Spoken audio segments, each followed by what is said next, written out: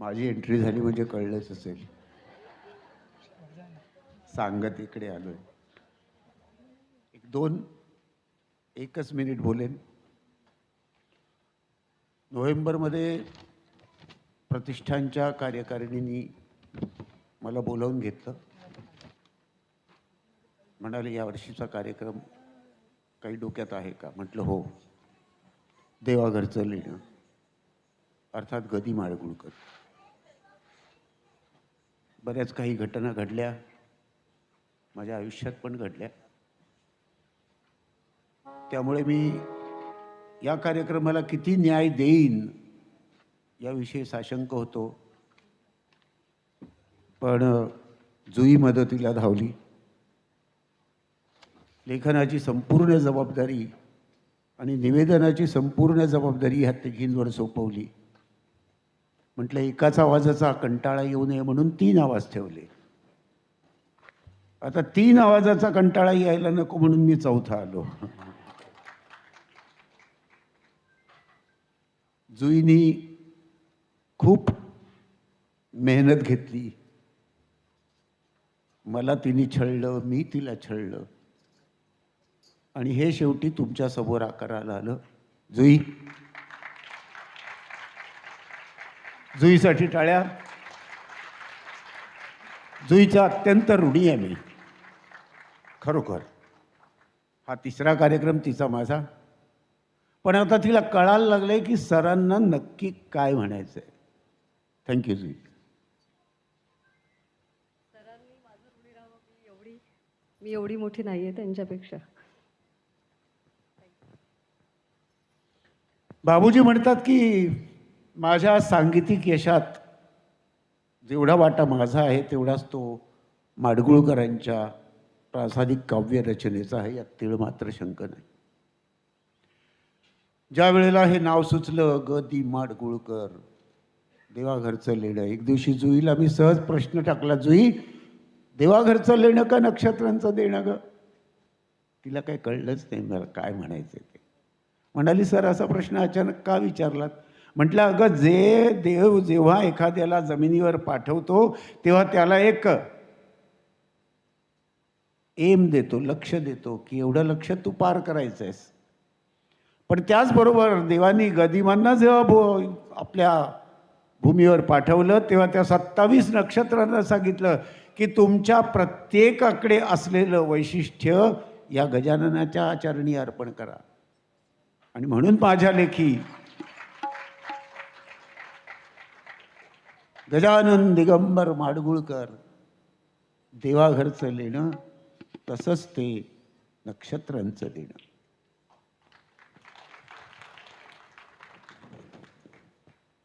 ज्ञानपीठ पुरस्कार विजेते कवी कुसुमाग्रज यांच्या जयंतीनिमित्त आपण गेल्या वर्षी ज्ञानदेवेरचीला पाया केला 27 फेब्रुवारी. ते अण्णा माडगुळकरांचे निस्सीम चाहते.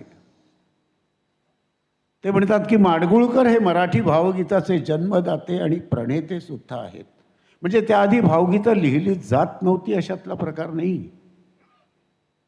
पण भावगीत हा अभिजात काव्याचा प्रकार असतो हे आपल्या शताधिक गाण्यांनी, गीतांनी,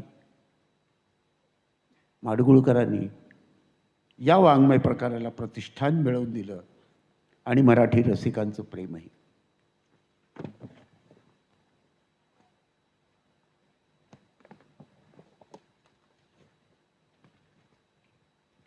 एकोणीसशे 75-76च्या सुमारास अण्णांना खोकल्याचा त्रास सुरू झाला आणि शेवटी ते दुखणं कॅन्सरवर गेलं.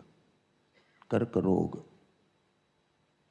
शस्त्रक्रिया करावी लागली. आज नकळत वेगळ्या विषयाला वळण लागलंय. खरं तर कुणाच्या मृत्यूबद्दल बोलायचं नसतं, पण बोलावं लागतंय. हॉस्पिटलमध्ये त्यांना भेटायला खूप गर्दी व्हायची. पु ल देशपांड्यांसारखा साहित्यिक घरून निघायचा, तो 1 तास किमान गदिमांना मी हसवेन हा पण करून निघायचा. गोनी दांडेकरांसारखा थोर माणूस गदिमांना भेटायला यायचा, हात हातात घ्यायचा, अण्णांचे डोळे पाणावले की म्हणायचं, अण्णा अहो तुम्हीच लिहिलं ना, पराधीन आहे जगती पुत्र मानवाचा. आपले माजी उपपंतप्रधान, महाराष्ट्राचे लाडके मुख्यमंत्री यशवंतराव चव्हाण आणि त्यांची तर खूप घनिष्ठ मैत्री होती. शेवटच्या दिवसात यशवंतराव फक्त यायचे, गदिमांच्या शेजारी बसायचे, हातात हात घ्यायचे, निशब्दपणे दोघं जण काय बोलायचे हे त्यांचं त्यांना माहीत. याच काळात एक दिवस बाबूजी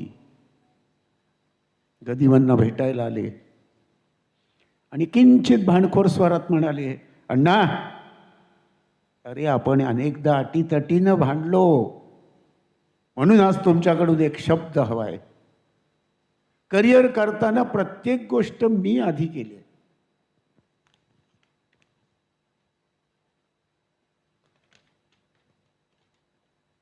कोल्हापूरला आधी मी गेलो, नंतर तुम्ही आलात. मुंबईला हिंदीवाल्यांकडे मी आधी गेलो, नंतर तुम्ही आलात. आणि त्यामुळे इथून वर जाताना सुद्धा आधी मी नंतर तुम्ही. मला माहीत नाही अण्णा आणि बाबूजींना काय शब्द दिला तो माहीत नाही. माणूस हे एक कोडं असेल तर माणसातला कलाकार त्याहून मोठं कोडं आहे हो. त्यामुळे जगण्याचं मोठं कोडं उलगडायचं असेल तर कलाकार म्हणूनच जन्माला यावं लागतं.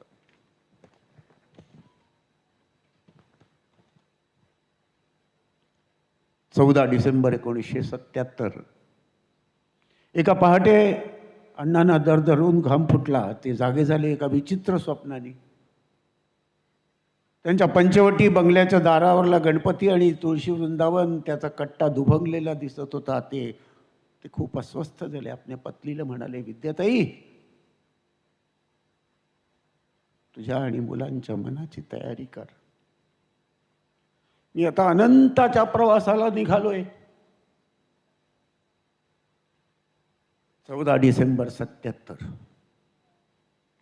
गदिमांची आई बनुताई दिगंबर माडगुळकर यांचा आदर्श माता म्हणून सत्कार होणार होता. आणि त्याच संध्याकाळी अघटित घडलं.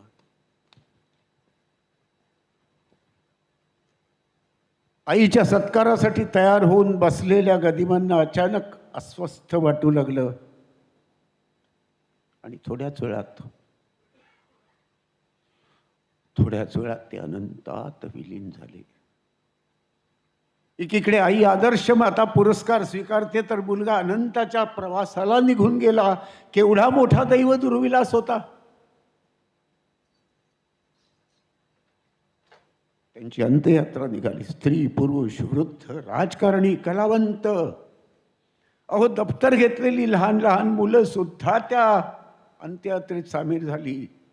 जणू कुणीतरी आपल्या घरचाच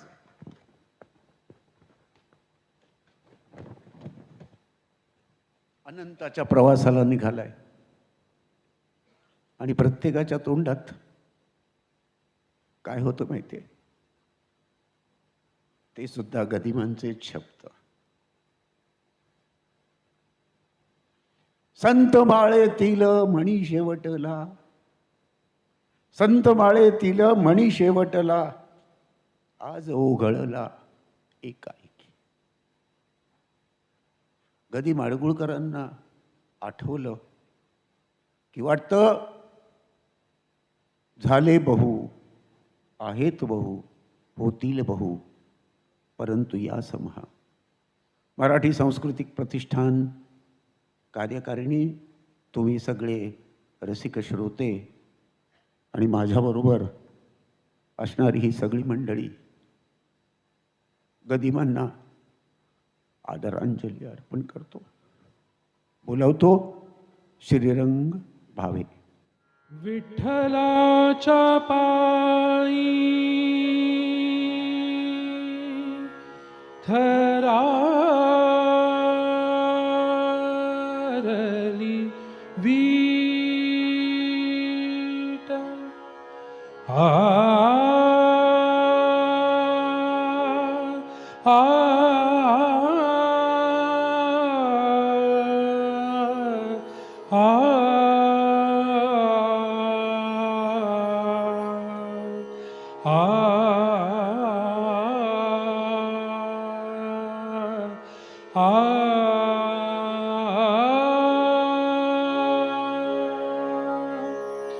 विठ्ठलाच्या पायी थरारली वीट, विठ्ठलाच्या पायी थरारली वीट, विठ्ठलाच्या पायी थरारली वीट, राऊळीची घाट निनादली, राऊळीची घाट निनादली, राऊळीची घाट निनादली, विठ्ठलाच्या पायी थरारली वीट, विठ्ठलाच्या पायी थरारली वीट, विठ्ठलाच्या पायी थरारली वीट.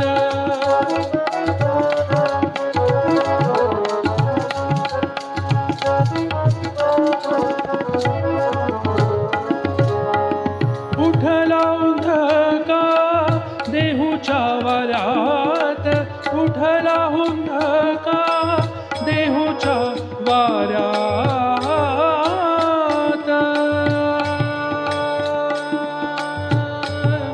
आ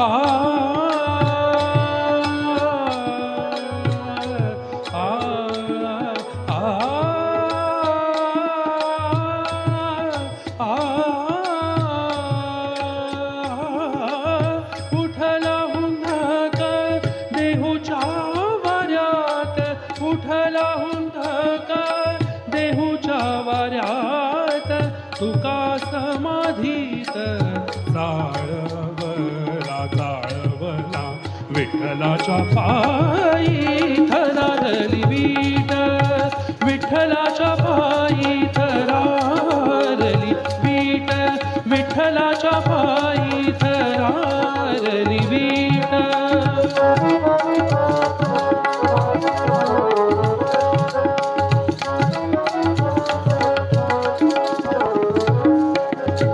अनाथांचा नाथ सोडून पार्थिव, अनाथांचा नाथ सोडून पार्थिव, अनाथांचा नाथ सोडून पार्थिव,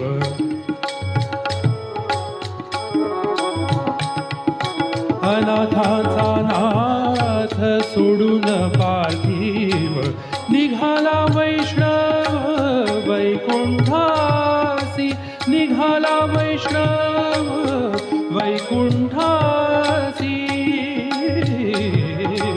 विठ्ठलाच्या पायी थरारली वीट, विठ्ठलाच्या पायी थरारली वीट.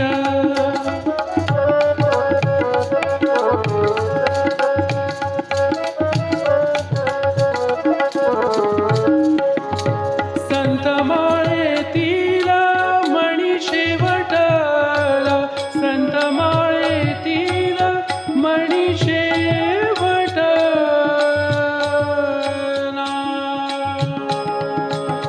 मणी शेवटला,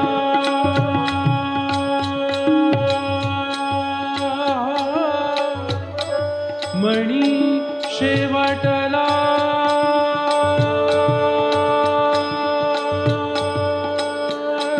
आ आ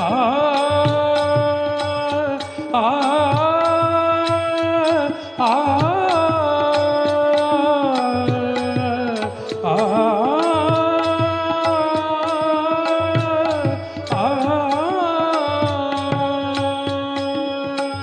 संत माळेतील मणी शेवटला, संत माळेतील मणी शेवटला, संत माळेतील, संत माळेतील मणी शेवटला, आज ओघळला एकाएकी, आज ओघळला एकाएकी,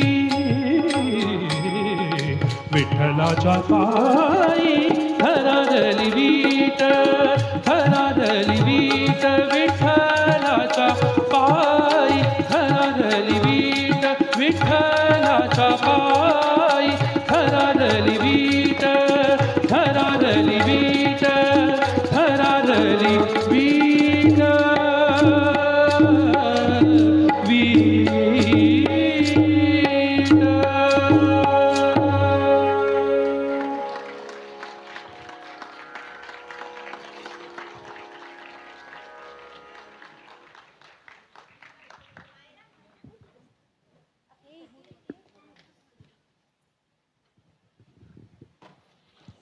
सर्व कलाकार, नृत्यांगना, प्रेक्षकांकडून अंगठा आलाय, म्हणजे अंगठा तुम्हाला दाखवलेला नाही आहे, ही तुमच्या कलेची पावती आहे. गेले जी काही 2-2.5 महिने मेहनत केली, जसं गदिमा जोगांना म्हणाले होते, अरे जोग, टाकून दिलेल्या कागदाचं सोनं केलंस रे, तसं मी तुम्हाला म्हणतो, माझ्या संकल्पनेचं सोनं केलं. थँक्यू.